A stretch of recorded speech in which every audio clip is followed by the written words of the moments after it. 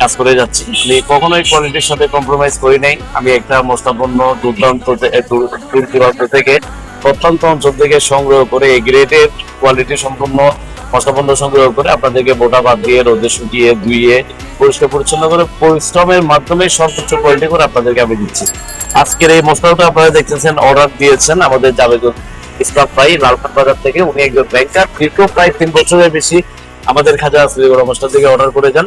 ইনশাল্লাহ আমি কিছুটা সফল এটাই বলতে পারি, কারণ আমি যেহেতু রিপিট পাচ্ছি, আমি যেহেতু পার্মানেন্ট পাচ্ছি, আমি যেহেতু রেগুলার কাস্টমার পাচ্ছি, আমার প্রোডাক্টের কোয়ালিটির কারণে আমাদের রেগুলার পার্মানেন্ট রিপিট হয়।